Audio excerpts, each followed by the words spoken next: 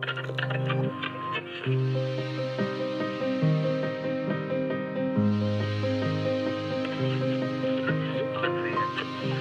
don't like to talk about a migration crisis.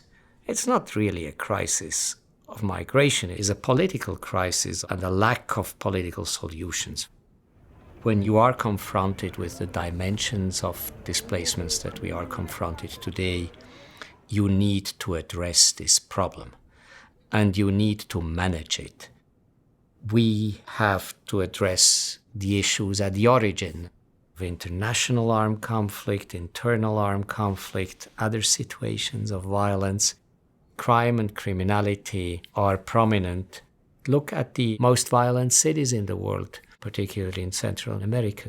The death tolls by firearms in some of the cities and countries of Latin America produce and are responsible for more victims than the Syrian conflict.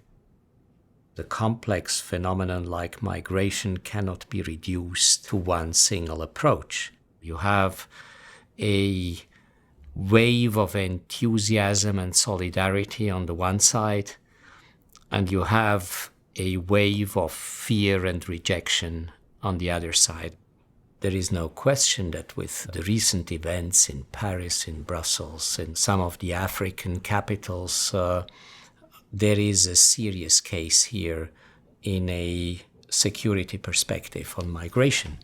We need solid security protocols at borders, but at the same time it will need consideration of host communities and the fact that their social services are under pressure because of the arrival of migrants. It needs reception structures. It needs investment into job and educational facilities for those who are forced to flee their countries. We discuss migration, but what is a migrant? What is a refugee? What is a person displaced by force? People do not just decide to flee if they are not forced to. It's a mix of motive. It's always poverty, injustice, exclusion, violence, war.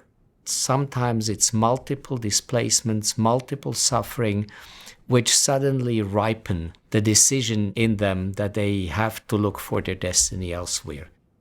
When I was in Syria a couple of weeks ago, I visited rural Damascus as well as Aleppo, Daraa, Idlib, and many others. These cities have seen a level of destruction through the warfare which will not allow people to go back in any reasonable future. Not only that there is no economic life which will sustain them, but their houses have been seriously destroyed. I think we do have to say it very clearly. Experience have shown in the past that people make difficult choices when they leave, and it's not easy to make them leave, but it's even less easy to have them return. This is a global crisis. This has not been limited to Europe. It's something which goes far beyond. People displaced by violence, we meet them in the Americas, we see them in Asia, in Africa, and I think there is an emerging recognition that no single country can really deal with a crisis alone. So it has challenged ICRC and the whole Red Cross and Red Crescent movement to respond in a very different way. When you talk about migration and displacement of people, a lot of the negative reactions which we have seen around the discussion on migration has been lack of focus of political leaders, of institutions, of societies to manage the problem.